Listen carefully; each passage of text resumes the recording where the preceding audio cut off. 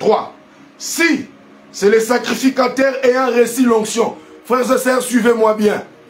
Si c'est les sacrificateurs ayant reçu l'onction qui a péché et a rendu par là le peuple coupable. Donc, si c'est un sacrificateur qui a péché et par son péché, il a rendu le peuple coupable. Oh, c'est très profond. Il offrira à l'Éternel pour le péché qu'il a commis un jeune taureau sans défaut en expiation. Waouh! Il amènera le taureau à l'entrée de la tente d'assignation devant l'Éternel et il posera sa main sur la tête du taureau qui le gorgera devant l'Éternel. 5. Le sacrificateur ayant reçu l'onction prendra du sang du taureau et l'apportera dans la tente d'assignation. Il trempera son doigt dans le sang et il en fera 7 fois l'expiation devant l'Éternel en face du voile du sanctuaire. Frères et sœurs, ici il n'est pas question de tout sacrificateur lambda. Ici il n'est pas question de citoyen lambda. Mais ici il est question d'un sacrificateur qui a reçu l'onction. N'oubliez pas, dans Exode chapitre 29, que disent les Saintes Écritures, j'aimerais que nous puissions voir ça, afin de bien continuer. L'Éternel dit à Moïse, voilà, c'est Exode chapitre 29, verset 1er. Quand Dieu a donné l'ordre de construire les tabernacles, Dieu a dit à Moïse, pour la gérance du sacerdoce, ce n'est pas quelqu'un de la tribu de Dan ou de la tribu d'Asser, mais c'est quelqu'un de la tribu de Lévi. Et plus précisément, Aaron, ton frère, il ne va pas œuvrer seul dans les sanctuaires parce qu'il y avait beaucoup de tâches. Les tabernacles étant tripartisés, nous avons le parvis, les lieux saints, les lieux très saints. Tous les sacrificateurs, ils sont de la tribu de Lévi. Donc, les sacrificateurs étaient des Lévites. Mais tous Lévis n'étaient pas sacrificateurs. C'est ainsi, dans la répartition des tâches dans les tabernacles, dans les parvis, c'était des Lévis qui travaillaient. Voyez-vous? Parce que Lévi avait 3 fils. Nous avons le fils de Kehat, le fils de Merari et le fils de Gershom. Les Lévites travaillaient dans les parvis. Dans les lieux saints, il y avait les sacrificateurs. Dans les lieux très saints, il y avait un seul souverain sacrificateur. Lui, il pouvait effectuer un voyage depuis le parvis. Avec le sang de la victime, il traversait les lieux très saints jusque dans les lieux très saints. Donc il traversait les lieux saints, devrais-je dire, jusque dans les lieux très saints. Et là, il pouvait faire l'expiation. Et il ne pouvait pas entrer de l'autre côté parce qu'il y avait le voile qui séparait les lieux très saints d'avec les lieux saints. Et sur ce voile, Dieu avait donné l'ordre qu'on puisse représenter le chérubin. Le même scénario, après le péché d'Adam, dans Éden, quand il a péché, il fut chassé. Et Dieu plaça les 2 chérubins à la porte qui menait à l'arbre de vie. Voyez-vous? Alors, quand Moïse arrive, Dieu lui ordonne de reprendre les mêmes histoires. Il dit, attention, parce que dans les lieux très saints, il y avait l'arche de l'Alliance qui incarnait 3 grands mystères. Dans l'arche, il y avait la verge d'Aaron qui avait bourgeonné, il y avait la manne des 6e jour qui était contenue dans les vases d'or, il y avait les étapes de la loi. Donc l'arche de l'Alliance représentait la manifestation de Dieu. Donc c'était la présence de Dieu. Donc c'était en quelque sorte l'arbre de vie, là où il y avait la vie. Alors de même qu'après le péché d'Adam, il a été expulsé du jardin. Et on a placé les 2 chérubins à l'entrée afin de l'empêcher de ne pas revenir. Frères et sœurs, c'est le même scénario qu'on a repris dans les tabernacles. Et maintenant dans les lieux très saints, avant d'y entrer, il fallait faire l'expiation sur le voile à l'entrée pour apaiser la colère des chérubins. Alléluia. Alors, Aaron avait reçu l'onction comme souverain sacrificateur. Et ses fils travaillaient ensemble avec lui. Nous avons Itamar, Éléazar et Abihu. Voyez-vous? C'était le fils qui travaillait avec Aaron. Aaron était là avec eux. C'était lui le sacrificateur qui avait reçu l'onction. Maintenant, écoutez ce que la Bible dit. Il dit, si c'est le sacrificateur ayant reçu l'onction, qui a péché et a rendu le peuple coupable, il offrira à l'Éternel pour le péché qu'il a commis un jeune taureau. Et ce n'est pas n'importe quel jeune taureau. Un jeune taureau sans défaut. Les taureaux ne peuvent pas avoir les défauts. Avant qu'on offre l'holocauste à Dieu, on devait d'abord le passer à l'inspection. On devait voir, l'inspecter, voir ses jambes, voir au niveau de ses cordes, voir quelque part s'il a des bossures, s'il a des malformations.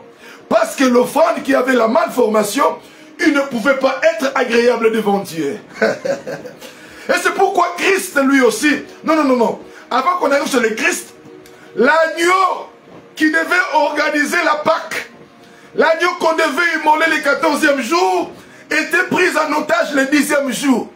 On devait l'inspecter pendant 4 jours pour voir si c'était un agneau avec défaut ou bien il n'avait pas le défaut.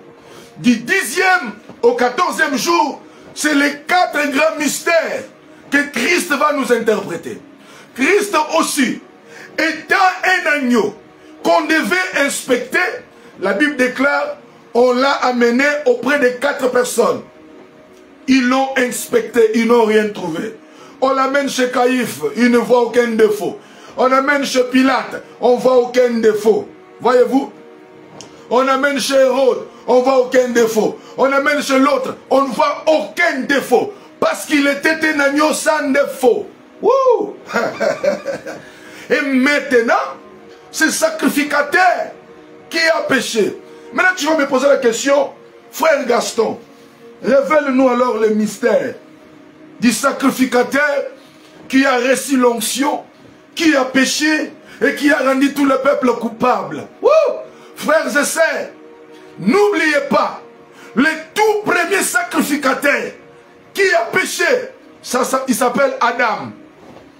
Adam était le sacrificateur, le tout premier du sacrificateur d'Éden. Parce que dans Éden, il y avait le sacerdoce. Adam étant le tout premier sacrificateur qui avait reçu l'onction, l'onction qui était une capacité de faire les nomenclations. Dieu pouvait le placer devant les animaux. Il commençait à donner les noms. Il dit, toi, on t'appellera Lion. Toi, on t'appellera Jérôme. Toi, on t'appellera Kabanga. Toi, on t'appellera Kalambay. Adam pouvait le faire sous l'onction qu'il avait reçue de la part de Dieu, sous les mandats. Donc, il était le tout premier sacrificateur qui avait reçu l'onction. Maintenant, quand ce sacrificateur, appelé Adam, tombe dans le péché, mes frères, ce n'était pas seulement lui-même. Il a fait pécher tout le peuple. Oh, quelle profondeur. Si c'est le sacrificateur qui a reçu l'onction qui a péché et a rendu le peuple coupable, Adam nous a rendus coupables. Voyez-vous, le sacrificateur Adam, dans Éden, quand il a péché, il nous a rendus coupables. Le frère Gaston est né un certain 12 septembre, pleurant, avec le péché qu'il attendait sur la terre. Homme de Dieu, le jour où tu étais né, tu arrives sur la terre avec ton péché. Parce que le premier sacrificateur, Adam, quand il a péché dans Éden, il a rendu tout le peuple coupable. Wow, alléluia. C'est ça le mystère de ces sacrificateurs. Mais vous allez me dire, frère Gaston, comment est-ce que Adam était sacrificateur?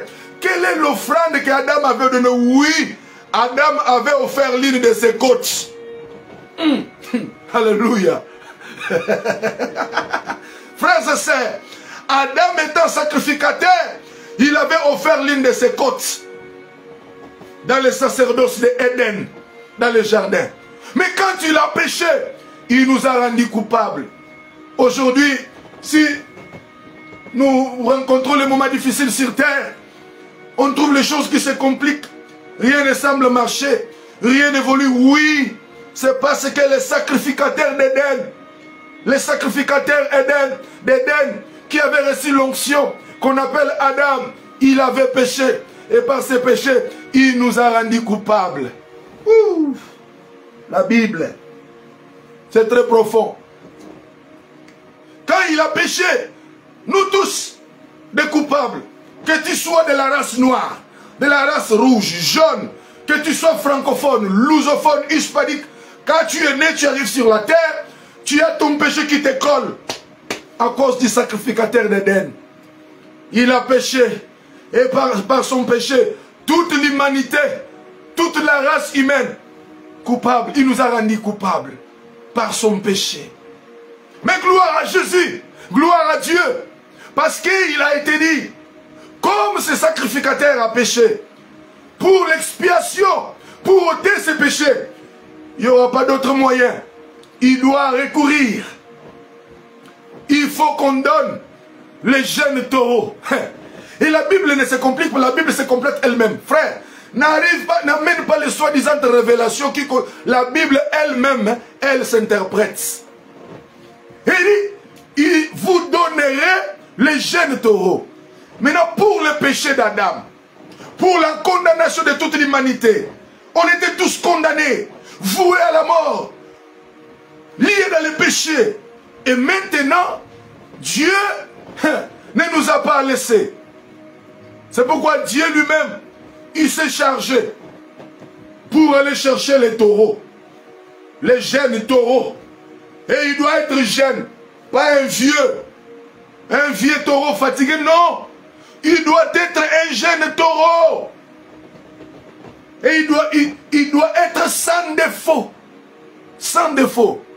Oh, d'après la prophétie, quand Adam a péché, il a rendu toutes choses coupables. Les humains coupables, tous les animaux coupables, toutes les offrandes coupables, toutes les bêtes coupables. Alors Dieu a dit, je ne vais pas regarder ailleurs.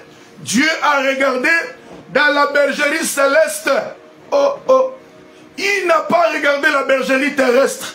Parce que tous les animaux de la terre étaient tués par le péché d'Adam. Dieu a regardé dans la bergerie céleste. Et là, il a trouvé un jeune taureau. Il a dit, mon cher ami, viens. Il y a quelque chose sur la terre. Nous devons t'offrir. Parce qu'il y a quelqu'un qui a fait pécher toute l'humanité. Et pour l'expiation de ce péché-là, il faut que toi. Et Dieu a pris les taureaux. C'est pourquoi Jean chapitre 3, verset 16 dit, Dieu a tant aimé le monde. Malgré le péché, malgré le péché de l'humanité, malgré l'état du péché que nous étions, Dieu nous avait toujours aimés. Alors il a pris les jeunes taureaux. Et les jeunes taureaux, pour se rassurer qu'ils n'avaient pas de défaut, ils devaient sortir de la bergerie céleste. Alors Dieu l'a pris. Il l'a amené sur la terre. Et quand il venait, il n'avait pas de défaut. Voyez-vous, quand il arrive, on l'a égorgé, afin que toute l'humanité soit sauvée. Et les jeunes taureaux dont je te parle, ce n'est pas quelqu'un d'autre. C'est notre Seigneur, Jésus de Nazareth. C'est pourquoi, lui aussi, pour accomplir le mystère du jeune taureau, il ne pouvait pas mourir à l'âge de 40 ans. C'est pourquoi il devait mourir jeune. Il devait mourir jeune, à l'âge de 33 ans, parce qu'il était le jeune taureau qui devait ôter les péchés, qui était commis par les sacrificateurs et a reçu l'onction, qui est Adam. Adam, le sacrificateur, il avait reçu l'onction de la nomenclature, l'onction de gérer les espaces, de maîtriser les 4 éléments de la nature. Il pouvait se déplacer par la vitesse de la pensée, parce que Adam, avant la chute, il était comme Christ. Adam, avant le péché, il était semblable à Jésus-Christ. C'est quand il est tombé, il s'est rendu coupable et il a commencé à voir les animaux s'opposer à lui. Il était ami de tous les animaux. Il joue avec les lions. Il a passé à la nomenclature. Et Dieu sur son trône, quand Adam dit, toi on t'appellera lion, Dieu dit Amen. Il avait cette onction.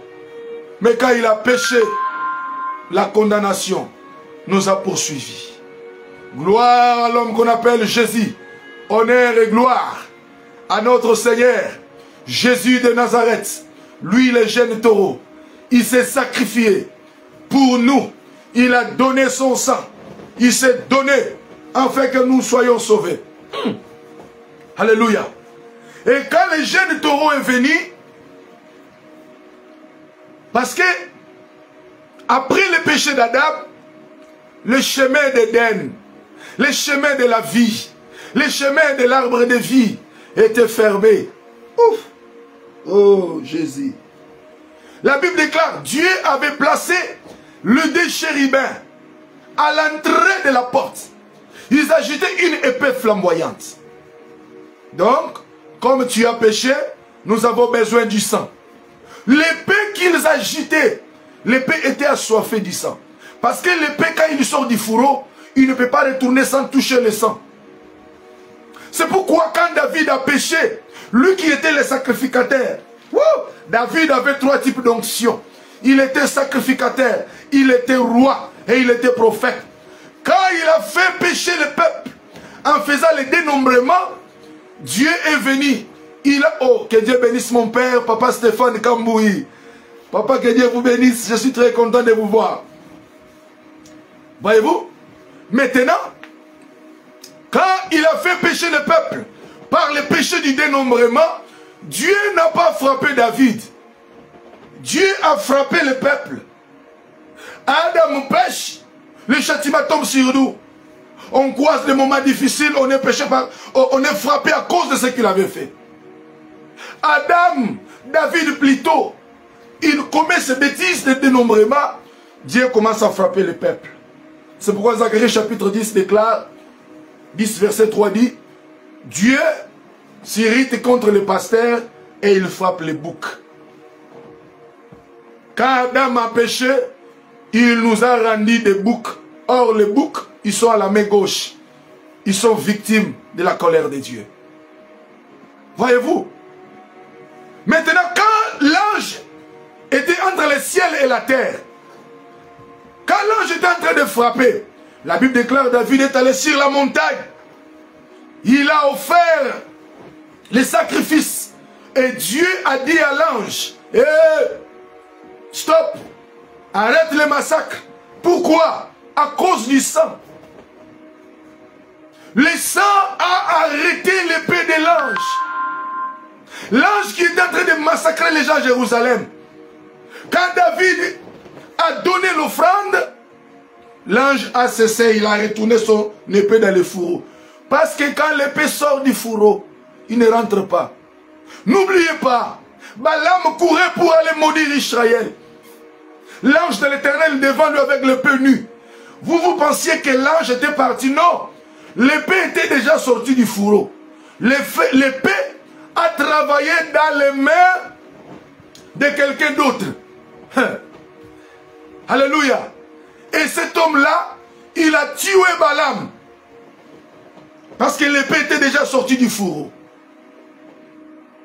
C'était Finé, voilà. Que Dieu soit loué. Finé l'a tué.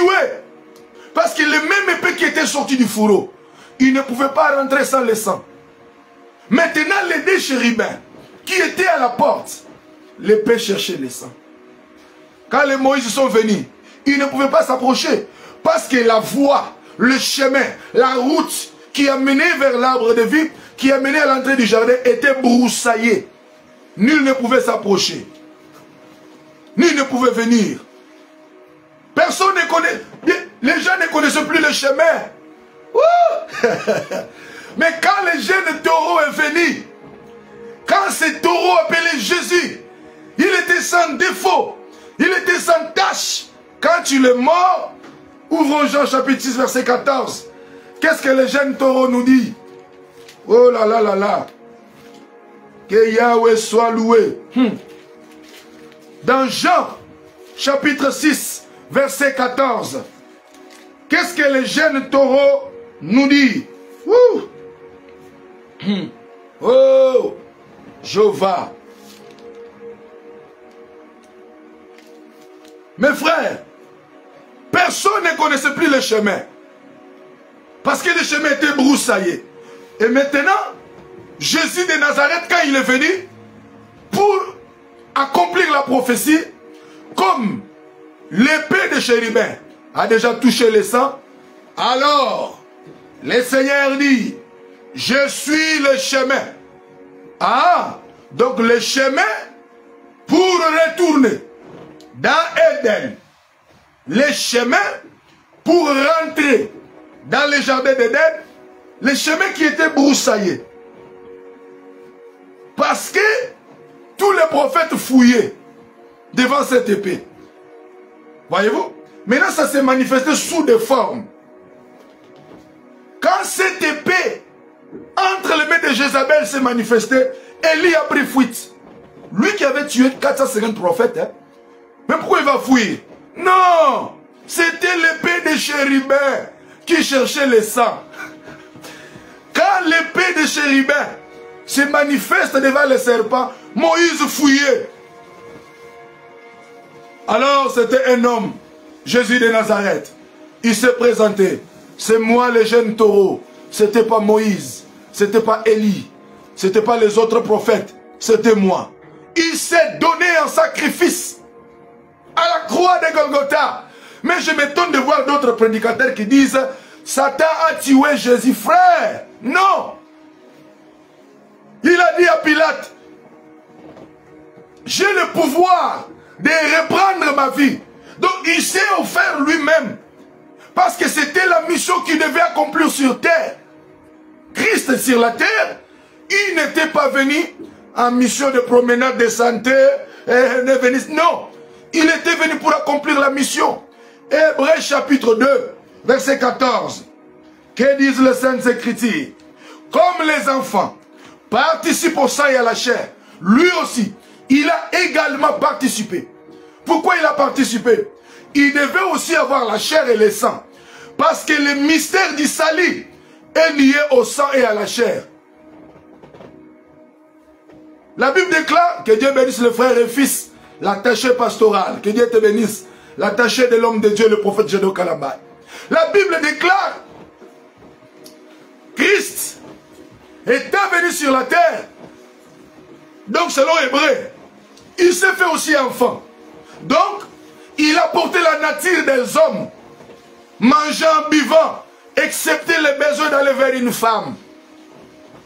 Il est venu sur la terre et il est mort afin de nous sauver.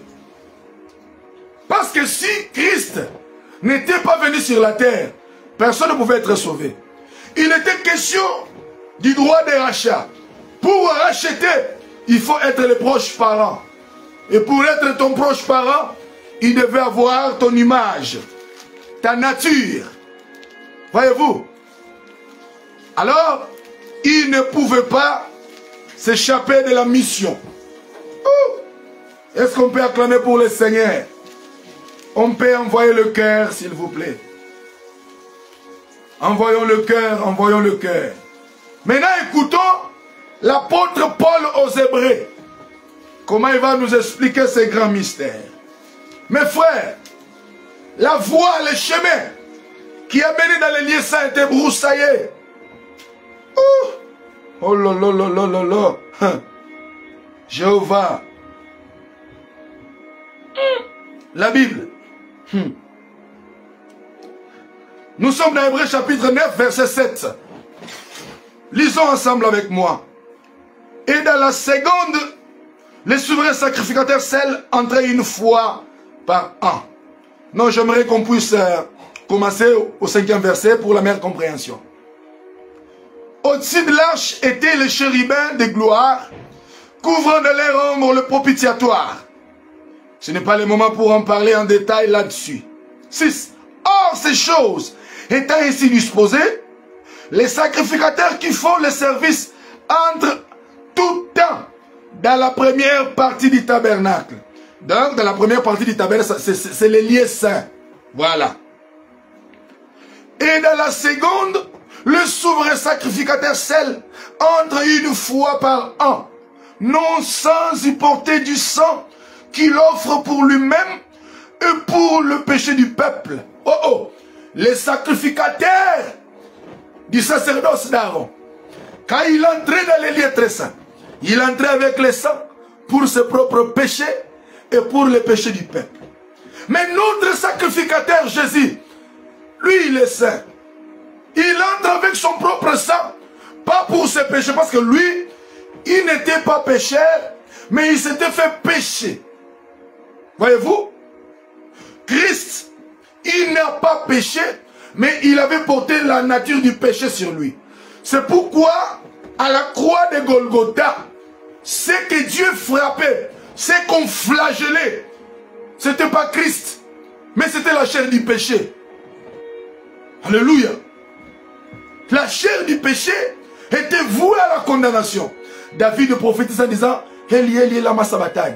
Mon père, pourquoi m'as-tu abandonné? David avait prophétisé cela dans les psaumes parce que Jésus allait le dire à la croix. Dieu l'abandonne parce qu'il était devenu péché. C'est pourquoi Dieu l'avait abandonné à la croix. Parce qu'il était péché. Alléluia. Lisons. 8. Le Saint-Esprit montrait par là que le chemin du lieu très saint n'était pas encore ouvert tant que le premier tabernacle subsistait. Oh oh, oh oh, oh oh, oh oh, oh oh. L'Écriture dit, tout ce que les sacrificateurs aroniques, du sacerdoce aronique, tout ce qu'ils faisaient là, entrer avec les sang et autres, la Bible dit que le Saint-Esprit montrait par là, avant que le Christ ne vienne, aussi longtemps que le premier tabernacle subsistait, les chemins qui menaient au lieu très saint, entre autres, les chemins qui menaient dans les lieux ou qui menaient à l'arbre de vie, étaient toujours barricadés. Ils n'étaient pas encore ouverts. Donc quand Aaron faisait le tour, il entre, il sort, le chemin était fermé. Quelle profondeur. Oh.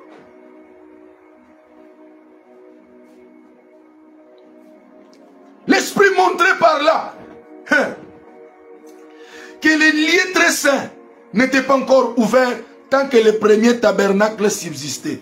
Or, le premier tabernacle qui subsistait, c'était Christ dans la chair. Parce que tous les temps de la vie de Christ, c'était dans la loi. On l'appelait fils de l'homme. La grâce est inaugurée quand Christ meurt. Donc, Christ quand il est vivant, parce que le corps de Christ c'est le voile, nous allons arriver. Oh là là là là là là. C'est une figure pour le temps actuel, où l'on présente des offrandes et des sacrifices qui ne peuvent rendre par feu, sous les rapports de la conscience. Celui qui rend ses cultes et qui avec aliments et boissons et diverses ablutions étaient des ordonnances charnelles imposées seulement jusqu'à une époque de réformation. Écoutez maintenant 11. Mais Christ est venu comme souverain sacrificateur des biens à venir. Oh, il a traversé le plus grand tabernacle, le plus parfait, qui n'est pas construite des mains de l'homme, c'est-à-dire qui n'est pas de cette création. Dans Hébreux 4:14, il est dit qui est le ciel. Il est entré une fois pour tout dans les lieux très saints, non avec le sang de bouc et de veau, mais avec son propre sang et a obtenu une rédemption éternelle. Christ n'est pas entré dans les tabernacles terrestres, mais Christ est entré dans les tabernacles célestes, pas avec le sang de bouc, pas avec le sang de veau, mais avec son propre sang. Mes frères, Matthieu chapitre 16 dit, vous dites que le soir il fait beau, parce que le ciel est rouge. Oui, le soir il fait beau parce que le ciel est rouge, parce que l'agneau appelé Christ, il a été immolé entre les deux soirs. Comme il a été immolé entre les deux soirs, il entre dans le tabernacle céleste. Que Dieu bénisse notre sœur Skolambombo Luvimba. Il est entré dans le tabernacle céleste. Alléluia. Et ce tabernacle n'était pas de la construction des hommes.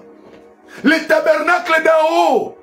N'oubliez pas, la Bible déclare, tu feras le tabernacle comme tu as vu à la montagne. Ah, donc à la montagne de l'éternité, il y a un autre tabernacle. Il y a un autre Éden céleste. C'est dans ce tabernacle-là que Christ est entré. Et la Bible déclare, il est entré avec son sang. C'est pour cela.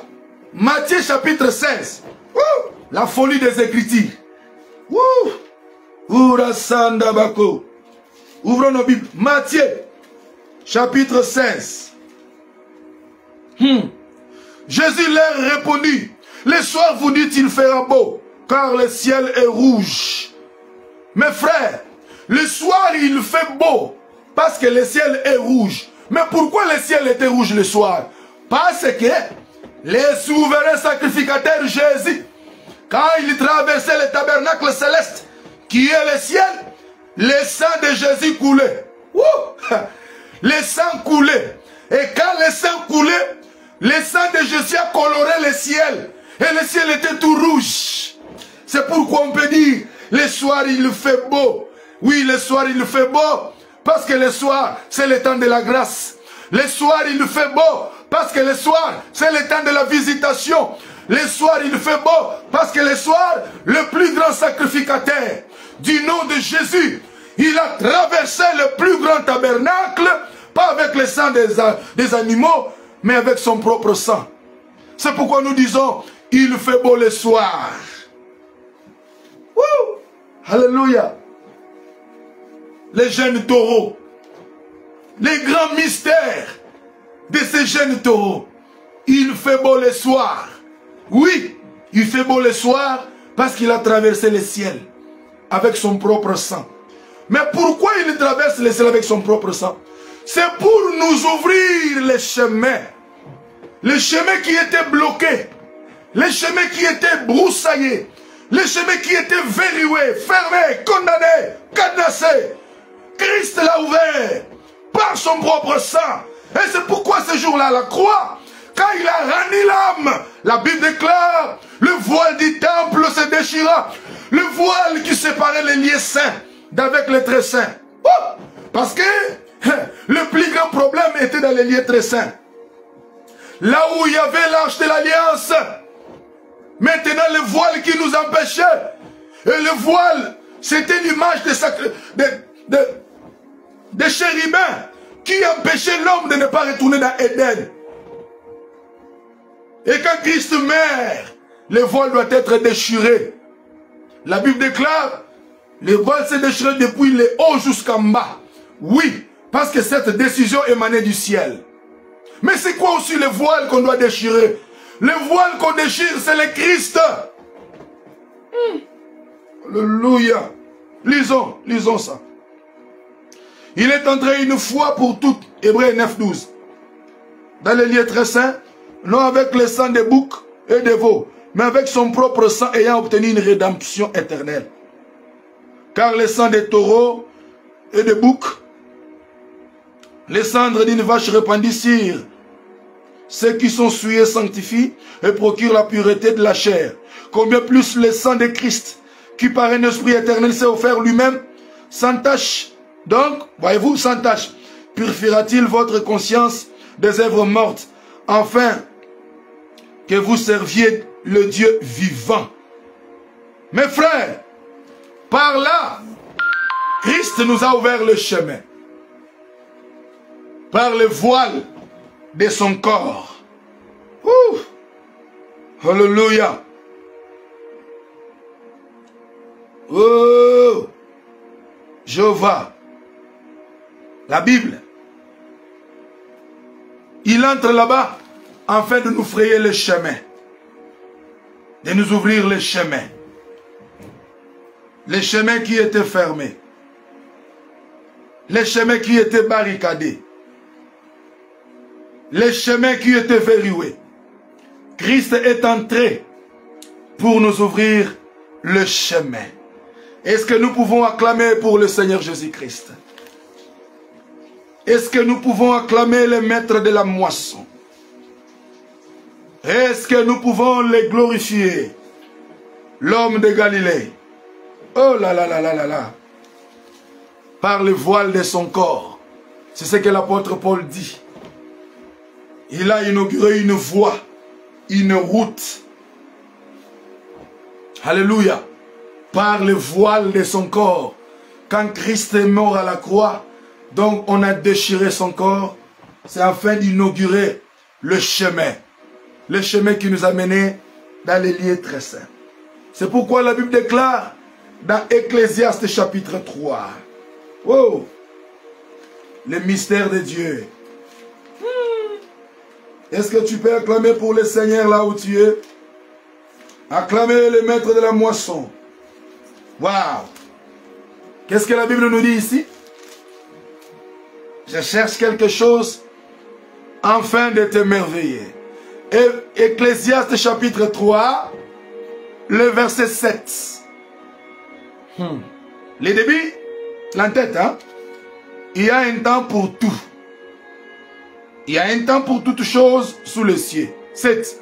Donc, comme on nous a dit qu'il y a un temps pour tout, comprenons maintenant aussi, il y a aussi un autre temps ici. Un temps pour déchirer et un temps pour coudre. Ah! Un temps pour se taire et un temps pour parler. La Bible, la folie de la révélation. Il y a un temps pour déchirer et il y a un temps pour coudre. Le temps, il y avait un temps où les chemins étaient barricadés. Il y avait un temps où les rideaux du temple nous empêchaient. Mais nous sommes au temps pour déchirer. On a déchiré le voile du temple. On a déchiré le Christ. On a déchiré les ordonnances de la loi. On les a déchirées parce qu'il est temps de déchirer. Alléluia. On a déchiré la chair de Christ pour inaugurer une nouvelle voie au travers son corps. Alléluia. Il y a un temps pour se taire. Oui, quand Adam avait péché, Dieu s'était tu. Dieu avait fermé sa bouche. Dieu ne parlait pas. Il était triste. Mais nous sommes arrivés au temps où Dieu a parlé. Hébreux chapitre 1er. Wouh! Alléluia. L'onction. Mamma mia. L'huile sainte. Il y a un temps pour se taire, mais il y a aussi un temps pour parler. Waouh! Hébreux. Nous allons lire. Nous allons comprendre ces grands mystères. Il y a un temps où Dieu ne parlait plus. Mais aujourd'hui, Dieu parle. Hébreux chapitre 1er, le verset 1er. Après avoir autrefois plusieurs reprises et plusieurs manières parlé à nos pères par les prophètes, Dieu, dans ce dernier temps, nous a parlé par le Fils qu'il a établi héritier de toutes choses. Vous pensez que par les prophètes, par les autres Dieu parlait? Non! Il était un bègue. C'est quoi parler? C'est proférer des paroles audibles pour qu'on puisse vous écouter, que l'auditoire vous écoute. Mais à ce temps-là, Dieu parlait comment? Par les prophètes. Non, c'était le bégaiement. C'était dans les énigmes. Donc là, Dieu ne parlait pas. Dieu a parlé en Christ. Oh là là là là là là. Dieu, dans ces derniers temps, nous a parlé par le Fils qu'il a établi héritier de toutes choses. Alléluia. Dieu nous a parlé par le Christ qu'il a établi héritier sur toutes choses. Frères et sœurs, les jeunes taureaux, qui est venu pour l'offrande d'expiation, ce n'est rien d'autre que le Christ. Les sacrificateurs qui nous avaient rendus coupables, c'était Adam. Alléluia. Et aujourd'hui, Christ est venu pour nous sauver. Nous sommes arrivés à la fin de notre mission. C'est la grande mission de l'enseignement de l'homme de Dieu, l'homme de la classe apostolique. Je suis appelé au ministère apostolique, je suis apôtre du Seigneur. Voilà. Je révèle le mystère de Dieu. Cela ne m'engage que moi. C'est mon appel. C'est Dieu qui... C'est mon appel. Donc je ne fais que parler par rapport à ma grâce. Que le Seigneur vous bénisse. Je ne manquerai pas de saluer tous les bien-aimés qui ont disposé leur temps pour nous suivre. Que Dieu bénisse, premièrement, mon père spirituel, le prophète Gédéon.